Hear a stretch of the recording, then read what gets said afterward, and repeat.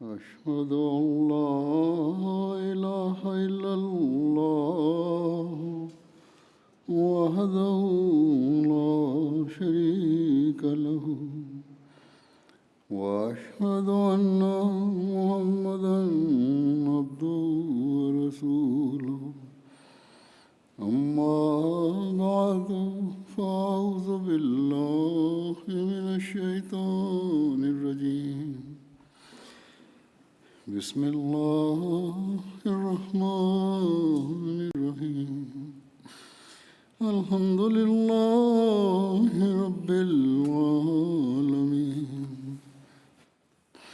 الرحمن الرحيم مالك يوم الدين إياك نعبد وإياك نستعين اهدنا الصراط المستقيم صراط الذين أنعمت عليهم غير المغضوب عليهم ولا الضالين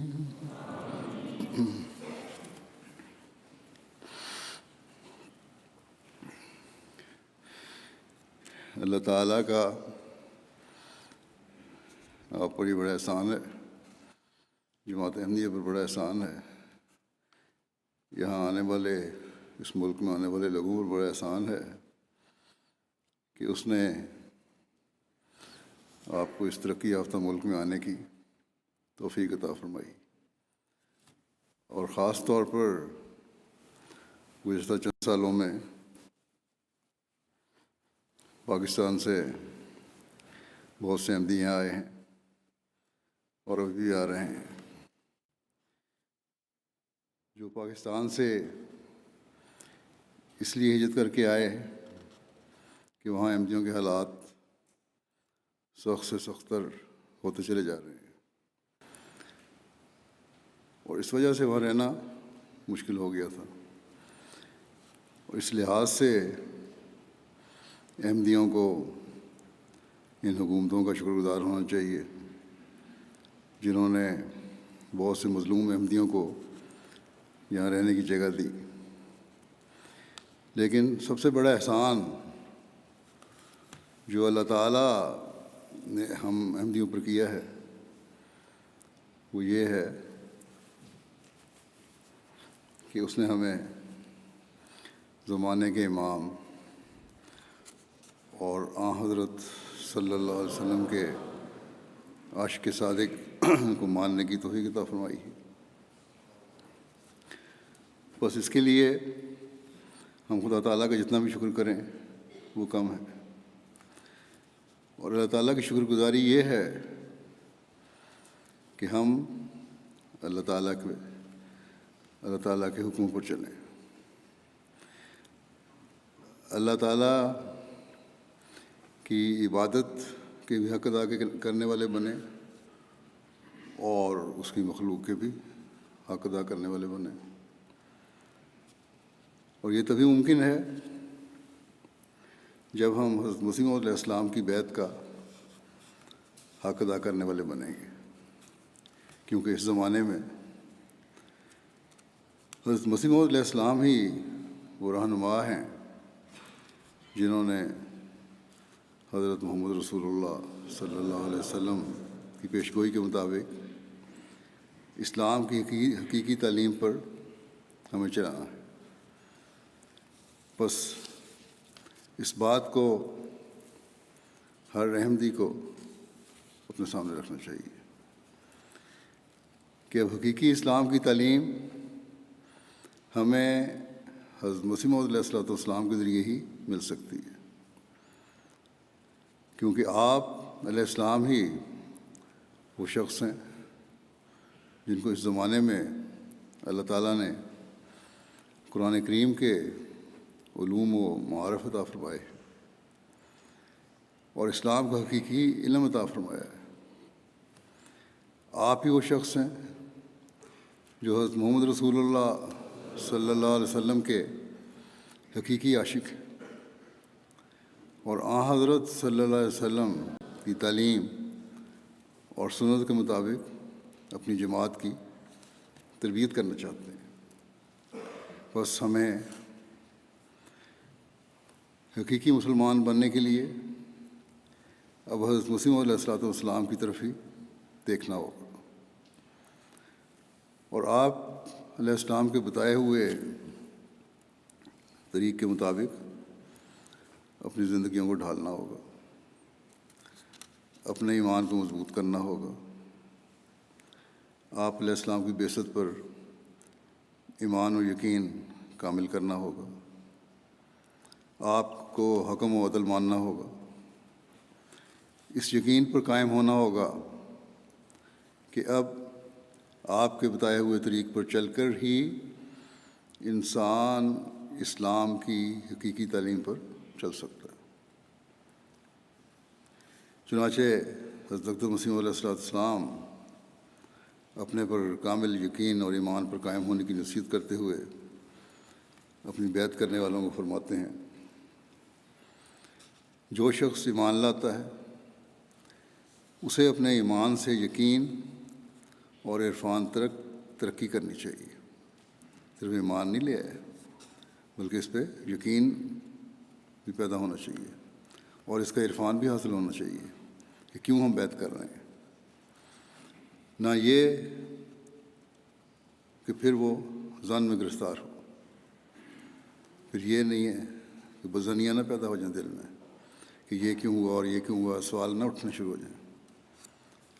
فرمایا کہ یاد رکھو ظن مفید نہیں ہو سکتا، خدا تعالیٰ خود فرماتا ہے ان الظن لا یغنی من الحق شیئا، یقیناً ظن حق سے کچھ بھی بے نیاز نہیں کر سکتا۔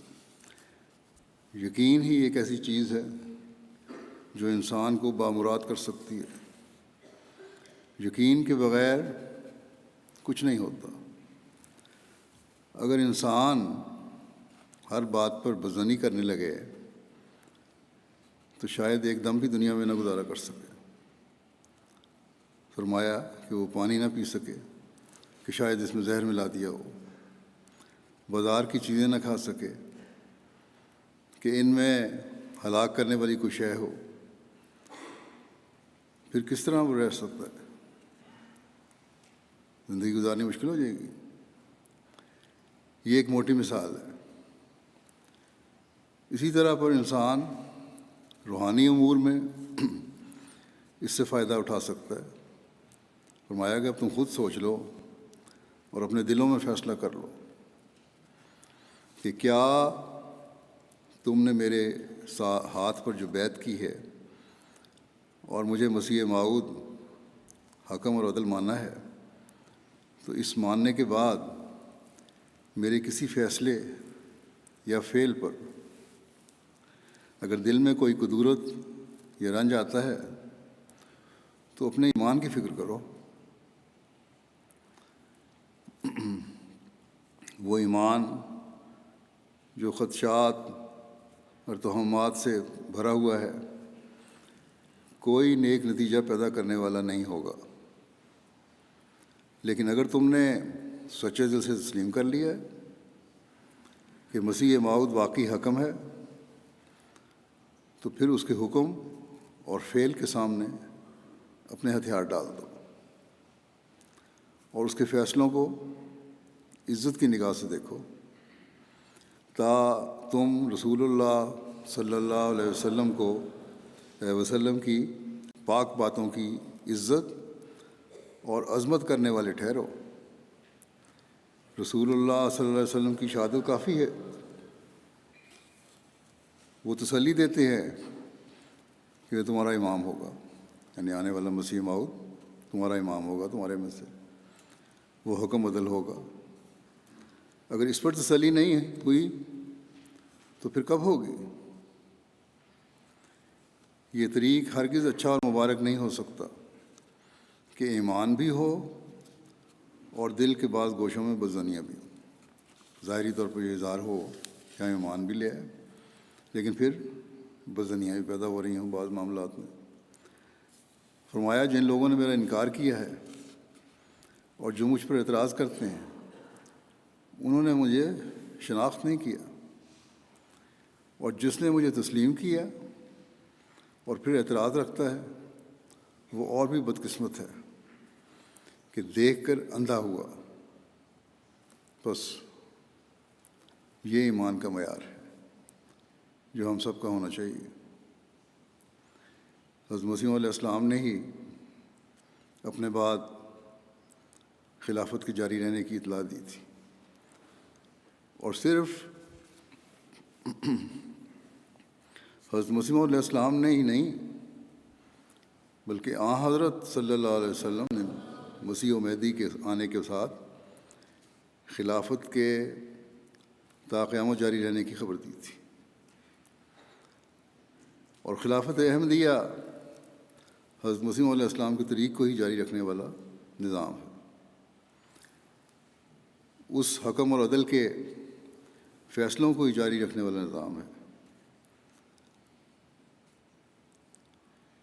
اپنے عہد میں ہر احمدی خلافت سے بھی وابستگی اور اطاعت کا عہد کرتا ہے۔ بس اس لحاظ سے خلافت کے ساتھ وابستگی اور اطاعت کے عہد کو نبھانا بھی ہر احمدی کا فرض ہے، ورنہ بیعت ادھوری ہے۔ بس اس لحاظ سے بھی اپنے ایمان و یقین کو بڑھانے کی ہر احمدی کو ہمیشہ کوشش کرتے رہنا چاہیے۔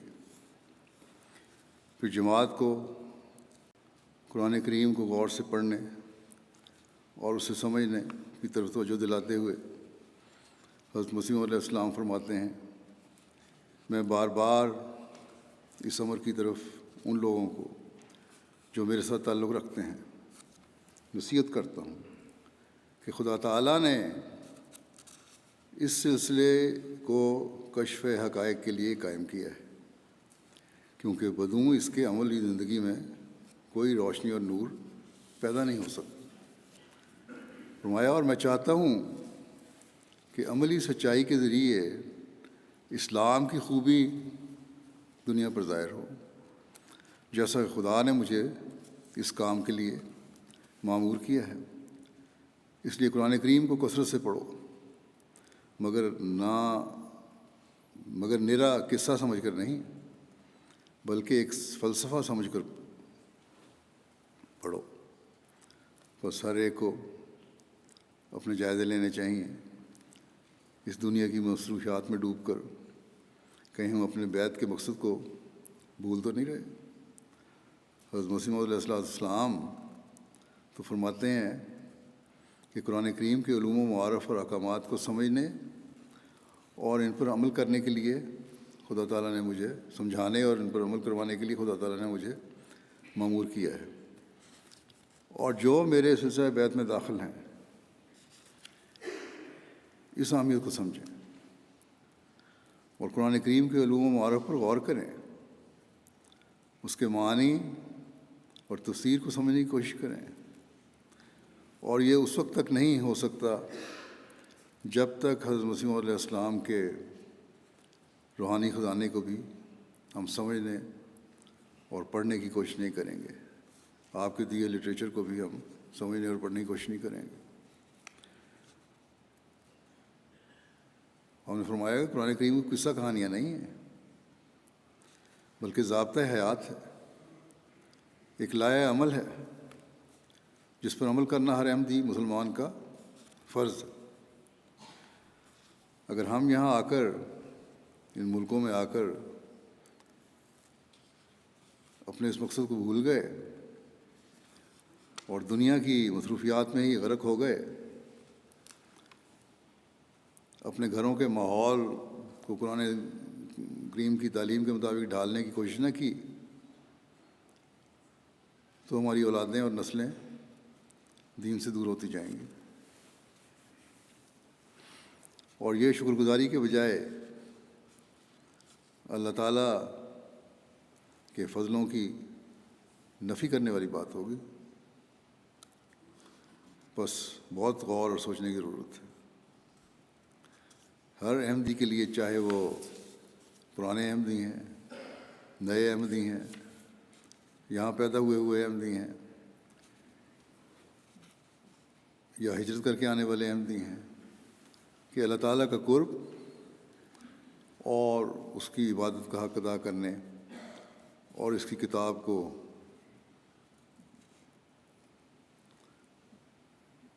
پڑھنا، سمجھنا اور اس پر عمل کرنا ہمارا بنیادی مقصد ہونا چاہیے.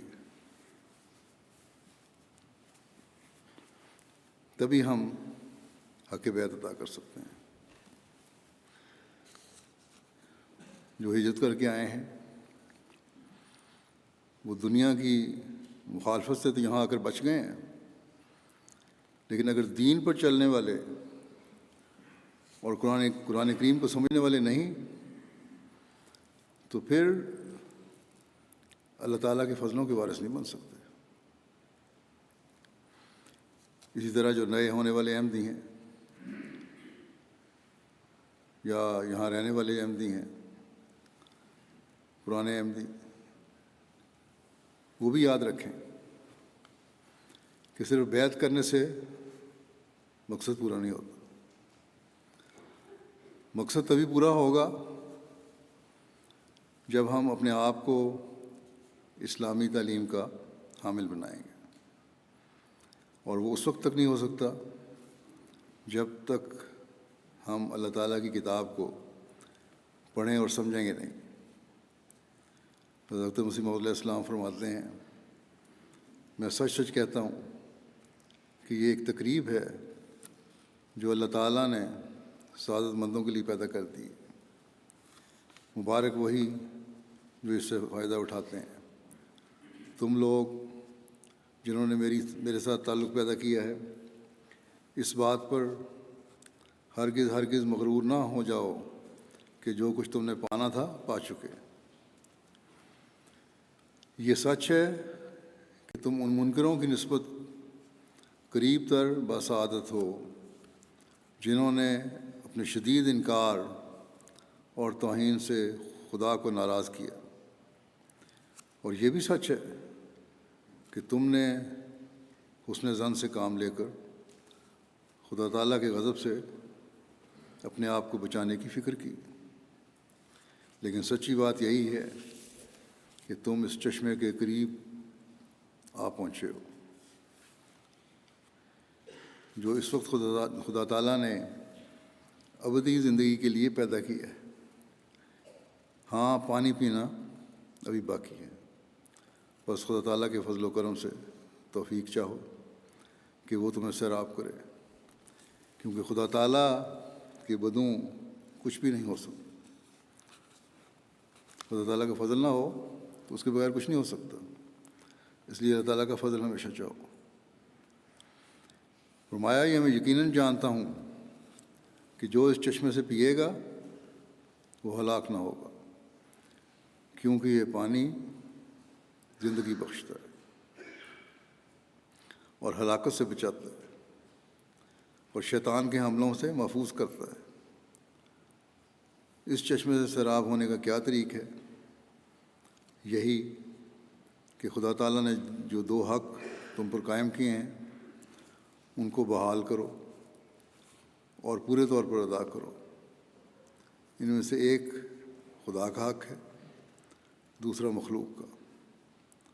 اپنے خدا کو وحدہ لا شریک سمجھو، جیسا کہ اس شہادت کے ذریعے تم اقرار کرتے ہو کہ اشہد ان لا الہ الا اللہ، یعنی میں شہادت دیتا ہوں کہ کوئی محبوب، مطلوب اور مطاع اللہ کے سوا نہیں ہے. یہ ایک ایسا پیارا جملہ ہے کہ اگر یہ یہودیوں، عیسائیوں یا دوسرے مشرک بت پرستوں کو سکھایا جاتا اور وہ اس کو سمجھ لیتے تو ہرگز تباہ اور ہلاک نہ ہوتے. اس ایک کلمے کے نہ ہونے کی وجہ سے ان پر تباہی اور مصیبت آئی اور ان کی روح مجذوم ہو کر ہلاک ہو گئی. بس دیکھیں کس طرح حضرت مسیح علیہ السلام نے تسلی دلائی اور ضمانت دی ہے کہ تم جس چشمے کے قریب پہنچے ہو، بیعت کر کے جس بات کا اقرار کیا ہے، اگر اس سے پانی پیو گے، فیض اٹھاؤ گے، نہ صرف باتوں تک ہی رہو گے بلکہ عمل بھی کرو گے، تو پھر تمہیں یہ ضمانت دی جاتی ہے کہ کبھی تمہاری روحانی ہلاکت نہیں ہوگی، کیونکہ حضرت مسیح علیہ السلام ہی قرآن کریم کے پیغام کو اور اللہ تعالیٰ کے احکامات کو جاری کرنے کے لیے تشریف لائے تھے۔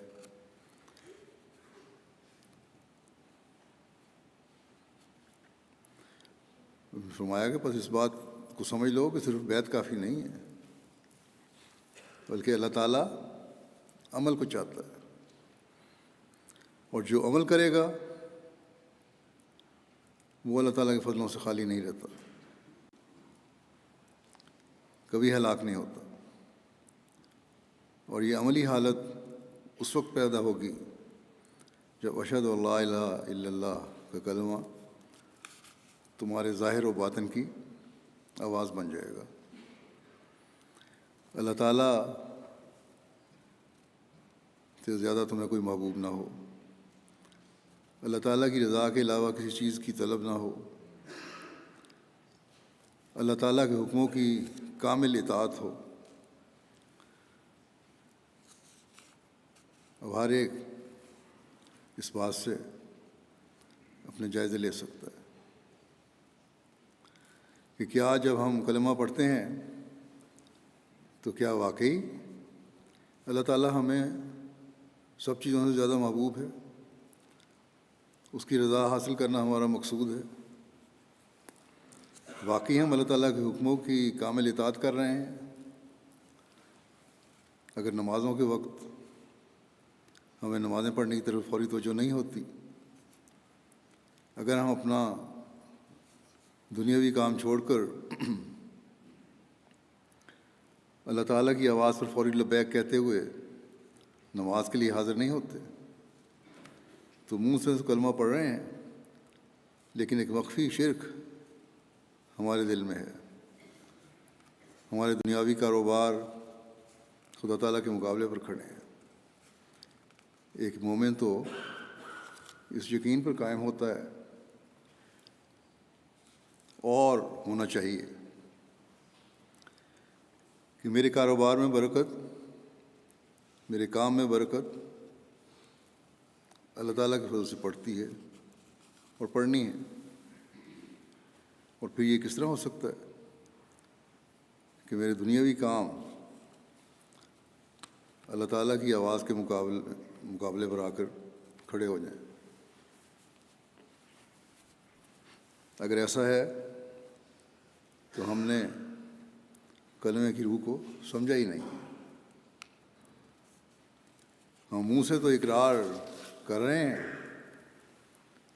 لیکن ہمارے عمل ہمارے اقرار کا ساتھ نہیں دے رہے۔ ہم پانی کے چشمے کے نزدیک تو آ گئے ہیں لیکن پانی پینے کی طرف ہاتھ نہیں بڑھا رہے۔ بس آپ نے فرمایا اگر یہ صورتحال ہے تو پھر تو حق بیعت ادا نہیں ہوا۔ یہ کلمہ شہادت اس بات کی تلقین نہیں کرتا، اس بات کی طرف توجہ نہیں پھیرتا کہ اللہ تعالیٰ کا حق ادا کرنا ہے، بلکہ اللہ تعالیٰ نے جو حقوق العباد کے ادا کرنے کی تلقین فرمائی ہے اور حکم دیا ہے اس پر عمل کرنے کی طرف بھی توجہ دلاتا ہے۔ اور جب انسان یہ دو حقوق ادا کرتا ہے تو تب ہی حقیقی مومن بنتا ہے، اور تبھی ایک حقیقی احمدی مسلمان بیعت کا حق ادا کرتا ہے۔ پھر آپ اپنی بیعت میں آنے والوں کو نصیحت کرتے ہوئے فرماتے ہیں اگر دنیا داروں کی طرح رہو گے تو اس سے کچھ فائدہ نہیں کہ تم نے میرے ہاتھ پر توبہ کی۔ میرے ہاتھ پر توبہ کرنا ایک موت کو چاہتا ہے تاکہ تم نئی زندگی میں ایک اور پیدائش حاصل کرو. یعنی بیعت کرنے کے بعد تمہیں ایک نئی روحانی زندگی ملنی چاہیے. اگر وہ روحانی زندگی نہیں ملتی اور وہی مادی زندگی کی خواہشات اور ترجیحات ہیں تو پھر ایسی بیعت کچھ فائدہ نہیں دے گی. فرمایا بیعت اگر دل سے نہیں تو کوئی نتیجہ اس کا نہیں. میری بیعت سے خدا دل کا اقرار چاہتا ہے. بس جو سچے دل سے مجھے قبول کرتا ہے اور اپنے گناہوں سے سچی توبہ کرتا ہے، غفور الرحیم خدا اس کے گناہوں کو ضرور بخش دیتا ہے اور وہ ایسا ہو جاتا ہے جیسے ماں کے پیٹ سے نکلا ہے. تب فرشتے اس کی حفاظت کرتے ہیں، بالکل معصوم ہو جاتا ہے. فرمایا کہ ایک گاؤں میں اگر ایک نیک آدمی ہو تو اللہ تعالیٰ اس نیک کی رعایت اور خاطر سے اس گاؤں کو تباہی سے محفوظ کر لیتا ہے. لیکن جب تباہی آتی ہے تو پھر سب پر پڑتی ہے، مگر پھر بھی وہ اپنے بندوں کو کسی نہ کسی طرح کسی نہج سے بچا لیتا ہے. سنت اللہ یہی ہے کہ اگر ایک بھی نیک ہو تو اس کے لیے دوسرے بھی بچائے جاتے ہیں. بس یہ بنیادی اصول ہمیشہ یاد رکھنا چاہیے. اللہ تعالیٰ اپنے خالص بندوں کی دعاؤں کو سنتا اور ان کے نیک عملوں کو قبول کرتا ہے. بس ہمیں کوشش کرنی چاہیے کہ ہماری عبادتیں خالص اللہ تعالیٰ کے لیے ہوں، ہمارے عمل اللہ تعالیٰ کی رضا کو حاصل کرنے والے ہوں. آج کل جو دنیا کے حالات ہیں ان سے ظاہر ہو رہا ہے کہ بہت خوفناک تباہی کے بادل ہمارے اوپر منڈلا رہے ہیں. امریکہ کے صدر نے کل یہ بیان دیا تھا کہ اگر روس کے صدر نے ایٹمی ہتھیار کا استعمال کیا تو پھر اس کے جواب میں دوسری طرف سے بھی رد عمل ہوگا، اور پھر جو تباہی ہوگی وہ دنیا کے خاتمے پر منتج ہوگی. بس ان ملکوں میں رہنے والے یہ نہ سمجھیں، جو یہاں ہجرت کر کے آئے ہیں وہ یہ خیال نہ کریں کہ ہم یہاں محفوظ ہیں. کوئی بھی کسی جگہ بھی محفوظ نہیں ہے. ان بڑی طاقتوں کے لیڈروں کے جب دماغ الٹتے ہیں تو پھر یہ کچھ نہیں دیکھتے. بس ان حالات میں احمدیوں کا ہی کام ہے کہ دعا سے کام لیں، اپنی عبادتوں کو اللہ تعالیٰ کے لیے خالص کریں. جیسا کہ حضرت مسیح علیہ السلام نے فرمایا ہے کہ نیک لوگوں کی خاطر، اپنے خالص بندوں کی خاطر اللہ تعالیٰ دوسروں کو بھی بچا لیتا ہے. اور یہی اللہ تعالیٰ کے کلام سے، قرآن کریم سے ہمیں پتہ چلتا ہے. بس اس زوم میں کسی کو نہیں رہنا چاہیے کہ یہاں آ کر ہم محفوظ ہو گئے ہیں، ہمارے بچوں کے مستقبل محفوظ ہو گئے ہیں. نہیں، بلکہ بہت خطرناک دور سے ہم گزر رہے ہیں. اگر ایسے حالات میں کوئی بچا سکتا ہے تو وہ اللہ تعالیٰ کی ذات ہے. بس خود بھی اس کے آگے جھکیں، اپنی نسلوں کو بھی اس کے آگے جھکنے والا بنائیں تاکہ اپنے آپ کو بھی محفوظ کر سکیں اور اپنی نسلوں کو بھی محفوظ کر سکیں. اس دنیا نے ہمیں نہیں بچانا، نہ ہمارا اور ہماری نسلوں کا مستقل محفوظ کرنا ہے. بلکہ ہم اگر لا الہ الا اللہ محمد رسول اللہ کے کلمے کا حق ادا کرنے والے ہوں گے تو اللہ تعالیٰ ہماری عاجزانہ دعاؤں اور نیک اعمال کی وجہ سے دنیا کو بچا لے گا.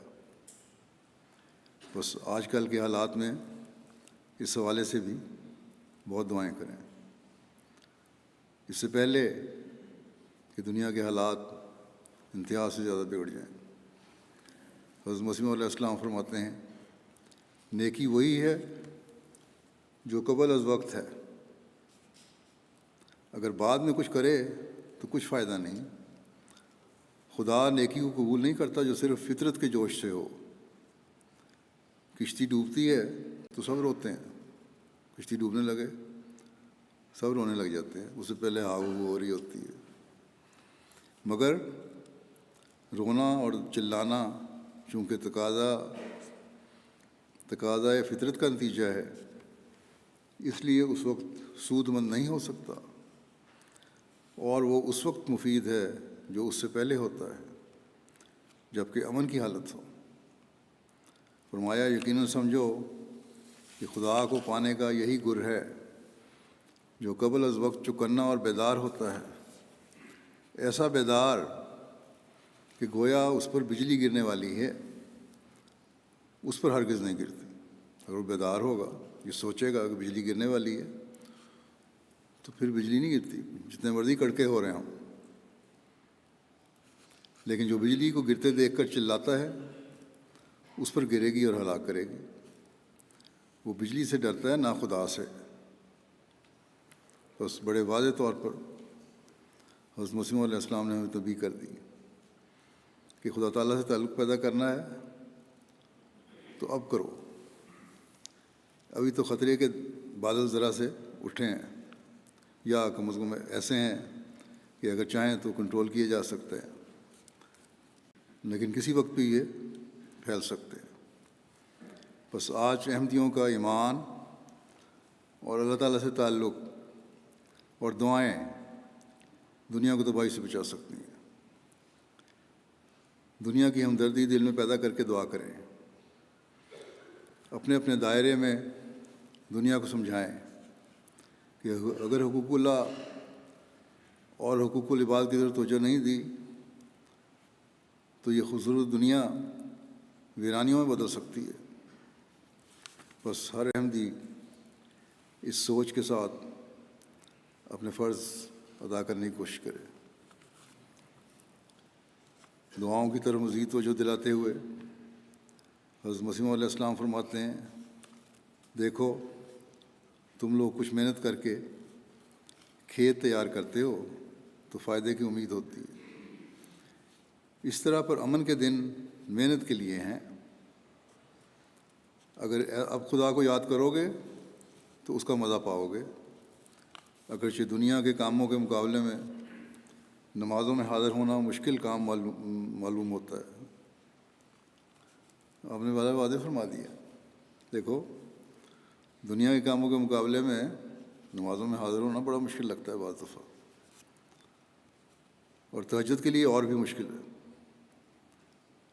فرمایا مگر اب اگر اپنے آپ کو اس کا عادی کر لو گے تو پھر کوئی تکلیف نہ رہے گی۔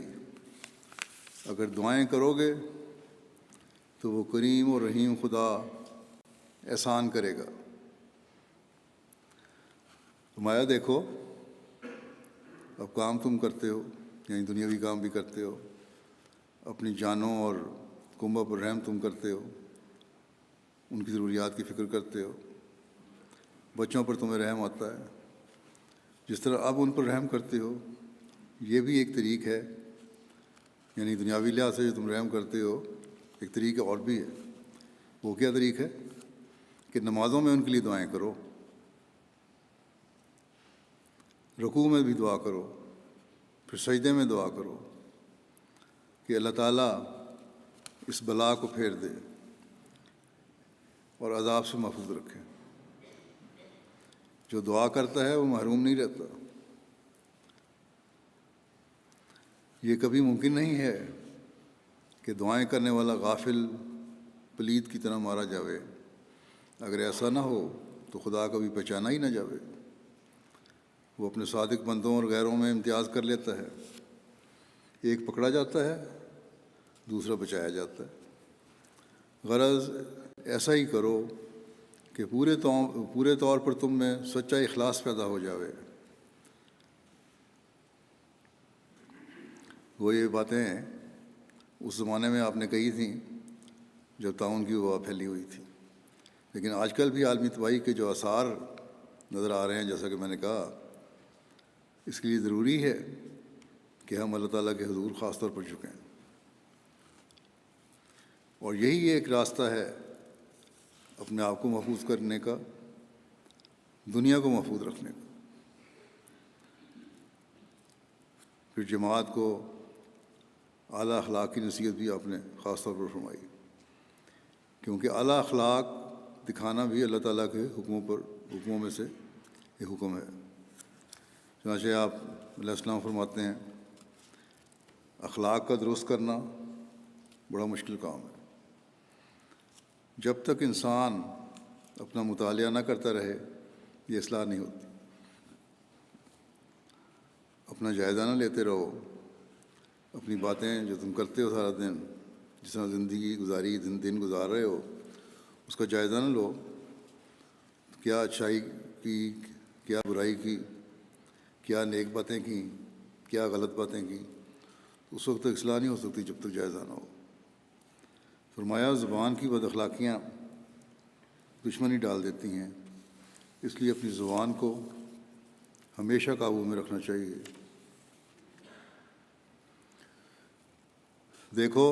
فرمایا دیکھو کوئی شخص ایسے شخص کے ساتھ دشمنی نہیں کر سکتا جس کو اپنا خیر خواہ سمجھتا ہے، پھر وہ شخص کیسا بے وقوف ہے جو اپنے نفس پر بھی رحم نہیں کرتا اور اپنی جان کو خطرے میں ڈال دیتا ہے، جبکہ وہ اپنے قوا سے عمدہ کام نہیں لیتا اور اخلاقی قوتوں کی تربیت نہیں کرتا ہے۔ یعنی عقل مندی کا تقاضا یہ ہے کہ جو طاقتیں اور صلاحیتیں انسان کے اندر ہیں، اللہ تعالیٰ نے دی ہوئی ہیں، ان کی ایسی تربیت ہو، ان کو ایسے طریق پر استعمال کیا جائے کہ انسان کے ہر عمل سے اعلیٰ اخلاق کا اظہار ہو رہا ہو۔ ذرا سی بات پر اگر بد اخلاقی کا مظاہرہ کرو گے تو اپنی جان کو خود مشکل میں ڈالو گے۔ یہ بھی یاد رکھنا چاہیے کہ جہاں اسلام ذاتی معاملات میں صبر، ضبط، تحمل اور اعلیٰ اخلاق کے اظہار اور لڑائی جھگڑے سے بچنے کی تلقین کرتا ہے، وہاں قانون کی حدود میں رہ کر دینی غیرت دکھانے کی طرف بھی توجہ دلاتا ہے۔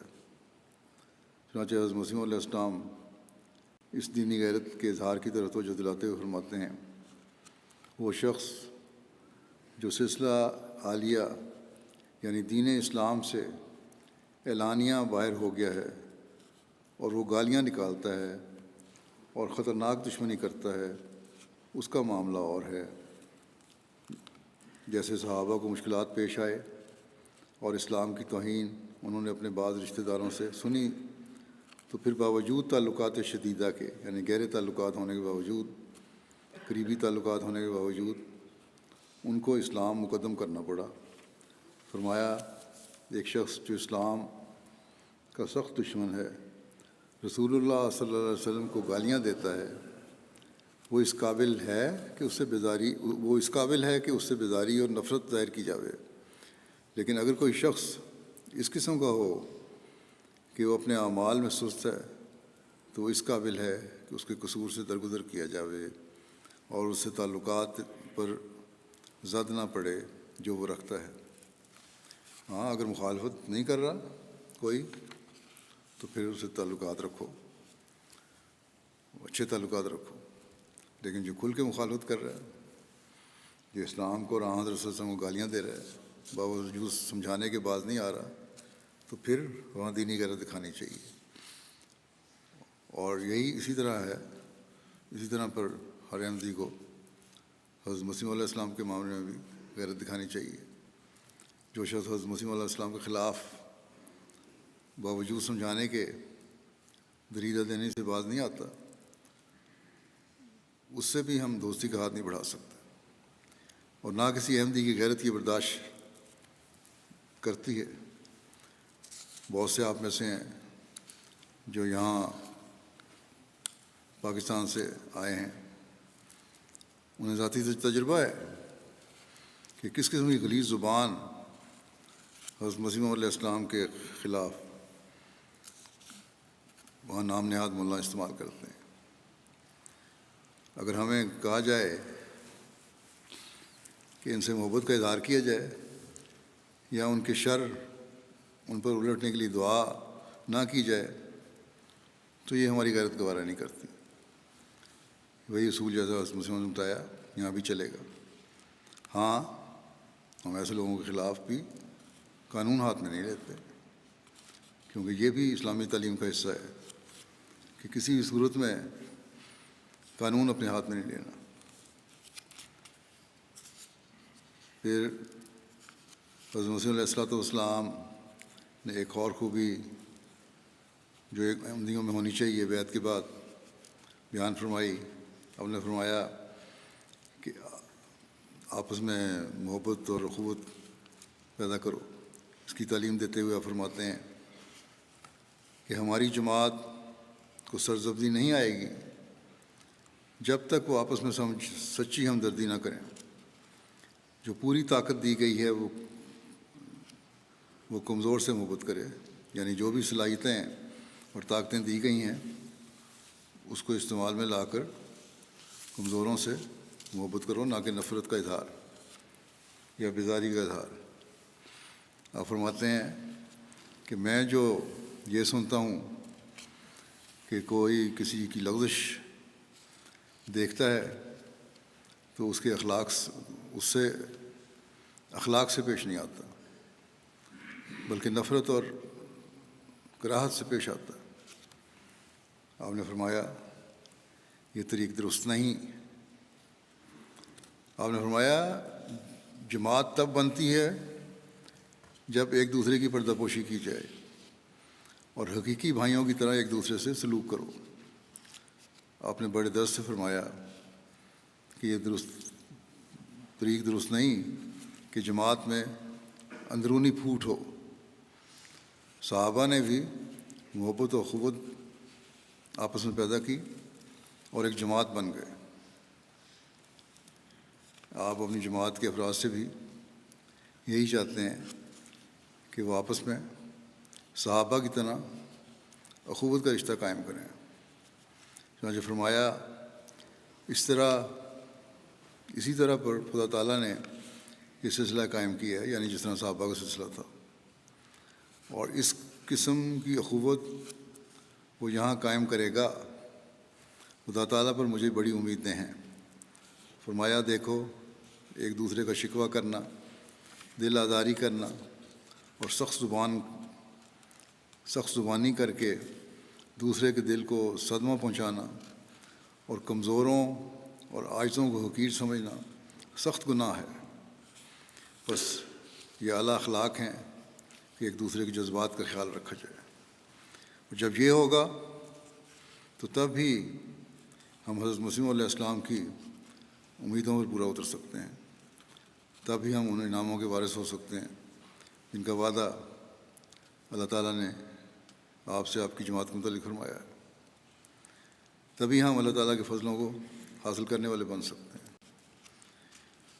حضرت مسیح علیہ السلام کے وقت میں تو ہندوستان کی مختلف قومیں اور قبیلے جماعت میں شامل ہوئے تھے۔ اب تو اللہ تعالیٰ نے حضرت مسیح علیہ السلام سے کیے ہوئے وعدے کے مطابق دنیا کی مختلف قوموں اور قبیلوں اور رنگ و نسل کے لوگوں کو جماعت میں شامل فرما دیا ہے اور فرما رہا ہے۔ بس یہ اللہ تعالیٰ کا مختلف قوموں اور رنگ و نسل کے لوگوں پر احسان ہے کہ اس نے انہیں حضرت صلی اللہ علیہ وسلم کی جماعت میں شامل ہونے کی، کہ غلام صادق کی جماعت میں شامل ہونے کی توفیق عطا فرمائی اور ایک قوم بنا دیا ہے۔ آپ علیہ السلام نے اس طرح توجہ دلائی کہ تم آپس میں بھائی ہو۔ گویا فرمایا گو باپ جدا جدا ہیں مگر آخر تم سب کا روحانی باپ ایک ہی ہے، اور وہ ایک ہی درخت کی شاخیں ہیں۔ بس قطع نظر اس کے کہ ہم کس نسل کے ہیں سفید فام ہیں یا افریقن امریکن ہیں یا پاکستانی ہیں یا ہندوستانی ہیں یا ہسپانوی نسل کے ہیں، جماعت احمدیہ میں شامل ہو کر ہم ایک روحانی باپ کی اولاد بن گئے ہیں، اور کسی کو دوسرے پر نسل اور قوم اور رنگ کی وجہ سے برتری حاصل نہیں ہے، کیونکہ ہمارا روحانی باپ ایک ہی ہے۔ اور یہی اعلان اپنے آخری خطبے میں حضرت صلی اللہ علیہ وسلم نے فرمایا تھا۔ بس جب ہم اس بات کو سمجھ کر اور ایک ہو کر کام کریں گے، ایک دوسرے کے جذبات کا خیال رکھیں گے، تو ترقیات سے اللہ تعالیٰ انشاءاللہ تعالیٰ ہمیں نوازتا رہے گا۔ حضرت مسیح موعود علیہ السلام فرماتے ہیں کہ ہماری جماعت کو اللہ تعالیٰ ایک نمونہ بنانا چاہتا ہے، ایک نمونہ بنانا چاہتا ہے۔ بس کیا نمونہ صرف سطحی باتوں سے اور بغیر کسی گہرے عمل کے انسان بن سکتا ہے؟ نمونہ بننے کے لیے تو بڑا جہاد کرنا پڑتا ہے، بڑی محنت کرنی پڑتی ہے، اور کرنی پڑے گی ہمیں بھی۔ اپنی عبادتوں کے معیار بلند کرتے ہوئے بھی اور اپنے اخلاقی حالتوں کو درست کرتے ہوئے بھی، اور آپس میں محبت اور بھائی چارے کے تعلقات کے معیار قائم کرتے ہوئے بھی ہمیں دیکھنا ہوگا کہ ہم نمونے بن رہے ہیں کہ نہیں۔ حضرت اقدس مسیح موعود علیہ السلام ہمیں اپنے معیاروں کو حاصل کرنے کی طرف مزید توجہ دلاتے ہوئے فرماتے ہیں کہ اللہ تعالیٰ متقی کو پیار کرتا ہے۔ اللہ تعالیٰ کی عظمت کو یاد کر کے سب ترساں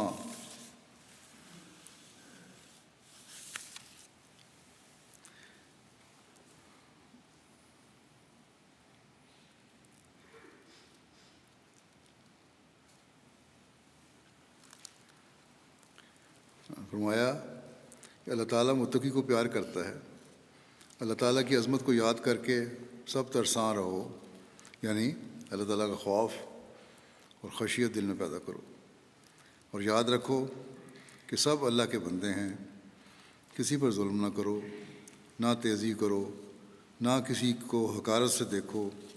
فرمایا جماعت میں اگر ایک آدمی گندا ہوتا ہے تو وہ سب کو گندا کر دیتا ہے۔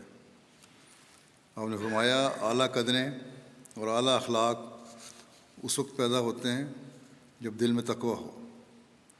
چنانچہ اس بارے میں جماعت کو نصیحت کرتے ہوئے فرماتے ہیں، ہماری جماعت کے لیے خاص کر تقویٰ کی ضرورت ہے، خصوصاً اس خیال سے بھی کہ وہ ایسے شخص سے تعلق رکھتے ہیں اور اس کے سلسلہ بیعت میں ہیں جس کا دعویٰ ماموریت کا ہے، تا وہ لوگ جو خواہ کسی قسم کے بغضوں، کینوں یا شرکوں میں مبتلا تھے یا کیسے ہی روبہ دنیا تھے، ان تمام آفات سے نجات پائیں۔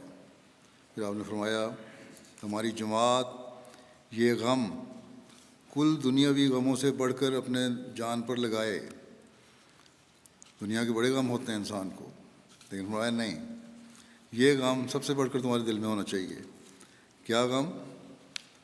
کہ ان میں تقویٰ ہے یا نہیں۔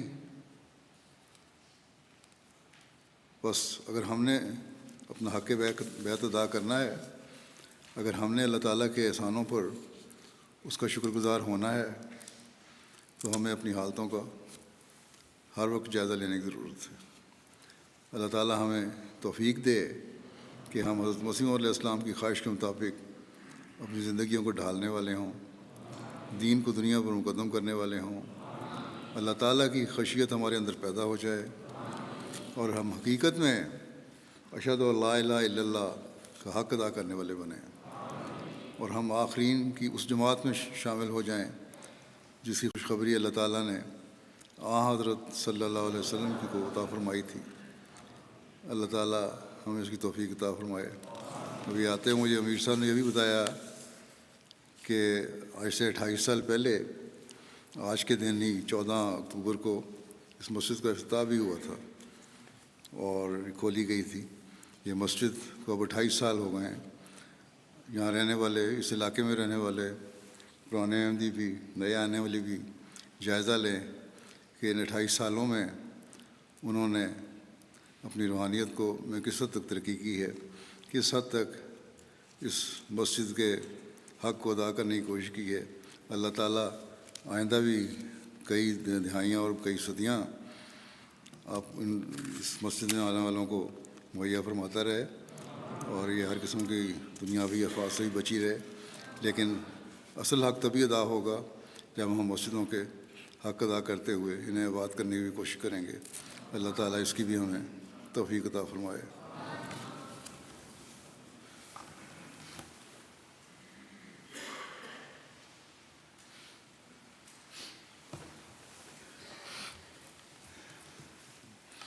الحمد لله نحمده ونستعينه ونستغفره ونؤمن به ونتوكل عليه ونعوذ بالله من شرور أنفسنا ومن سيئات أعمالنا من يهده الله فلا مضل له ومن يضلل فلا هادي له ونشهد أن لا إله إلا الله ونشهد أن محمدا عبده ورسوله عباد الله رحمكم الله إن الله يأمر بالعدل والإحسان وإيتاء ذي القربى وينهى عن الفحشاء والمنكر والبغي يعظكم لعلكم تذكرون اذكروا الله يذكركم وادعوه يستجب لكم ولذكر الله أكبر